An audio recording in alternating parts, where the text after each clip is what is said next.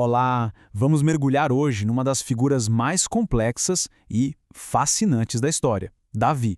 Na nossa série Heróis da Fé, ele é aquele personagem que ensina não só sobre a fé que derruba gigantes, mas, talvez mais importante, sobre a fé que se levanta depois de uma queda feia. A história dele, no fim das contas, é uma aula sobre resiliência, arrependimento e o que realmente significa ter um coração de guerreiro.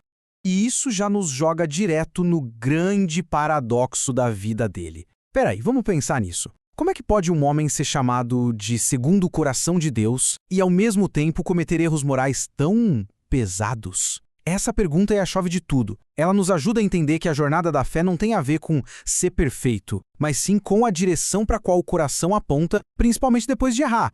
A vida de Davi, na verdade, acontece em duas grandes arenas. A gente tem, claro, as batalhas externas, aquelas que todo mundo conhece, contra gigantes, exércitos, tudo isso. Mas tem a segunda arena que talvez seja mais decisiva, a batalha interna. Uma luta que ninguém vê, travada no campo da ética, da paciência, do caráter.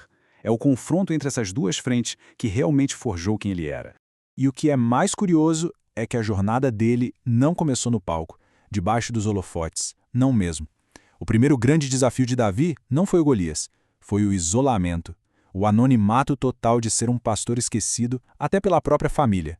Foi lá, no silêncio do campo, que o caráter dele começou a ser testado de verdade, longe de qualquer tipo de aplauso. E isso já nos leva direto para a primeira grande lição da vida de Davi, que é o seguinte: as vitórias que o mundo aplaude são, na verdade, só o resultado de uma disciplina e de uma fidelidade que ninguém vê. O que acontece no secreto determina invariavelmente o que acontece em público. Pensa na cena, lá no pasto. Davi era o filho que nem foi chamado para a seleção do próximo rei. Mas foi justamente lá, nesse esquecimento, que ele enfrentou seus primeiros gigantes, um urso, um leão. Cada um desses confrontos secretos foi um treino na prática, onde ele aprendeu a depender não da própria força, mas da força de Deus. E essa frase aqui, olha, ela muda tudo.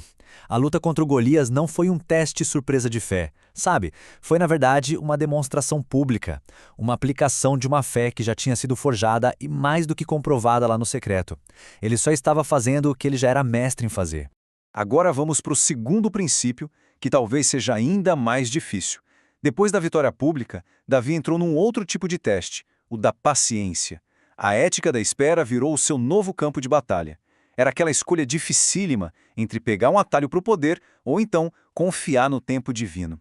Essa comparação aqui deixa tudo muito claro. Golias era um gigante externo, um problema de força bruta, que dava um medo técnico no exército. A solução foi rápida, uma batalha só. Já o Saul era um gigante interno, um teste de paciência e de ética que durou anos. O medo não era físico, era um medo ético, do tipo, eu devo agir agora ou eu devo esperar? E o momento-chave disso tudo acontece dentro de uma caverna. Davi, sendo caçado por Saul, teve a chance de ouro para acabar com a perseguição, para matar o inimigo e acelerar o seu caminho até o trono. Mas ele não fez.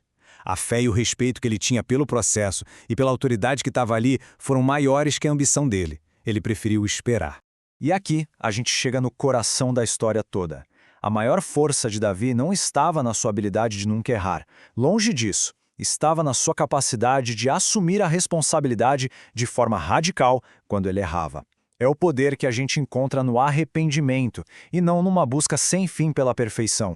Dá pra gente resumir o caráter dele em 3 pontos fundamentais. Primeiro, ele tinha uma visão espiritual, enxergava os desafios pela ótica de Deus, não pela ótica humana. Segundo, um arrependimento radical. Diferente do rei Saul, que sempre dava desculpas, Davi se quebrava e assumia o erro. E terceiro, uma resiliência estratégica. Ele pegava a gente quebrada e transformava em heróis. Então, o ponto crucial é exatamente este. A fé que define Davi não é a de alguém perfeito, impecável. É a fé de alguém que, quando caía, sabia exatamente o caminho de volta.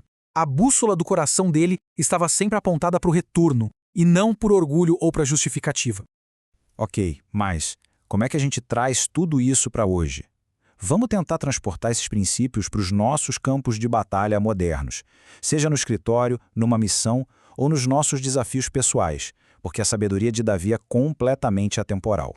Pensa um pouco no Golias moderno. Pode ser aquele bug crítico no código que ameaça derrubar o sistema inteiro, ou então uma missão de altíssimo risco que exige competência máxima. É um problema visível, urgente, que deixa a equipe paralisada, com o medo bem técnico. E a lição para isso é muito clara. A capacidade de resolver essa crise pública não nasce na hora da crise. Ela é forjada na disciplina do dia a dia, na integridade dos pequenos atos, nos leões que a gente enfrenta quando ninguém está olhando. O sucesso público é só o resultado do treino privado. Agora, vamos pensar no desafio do tipo sal. A tentação moderna de pegar um atalho. Sabe, aquela chance de minar um colega de trabalho ou quebrar uma regra ética para conseguir aquela promoção, aquele cargo tão sonhado? O caminho parece mais rápido, mais fácil. A lição de Davi lá na caverna é poderosa. Respeite os processos e a autoridade.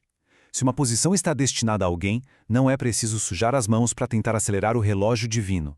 A paciência ética constrói um legado muito mais sólido do que a ambição apressada.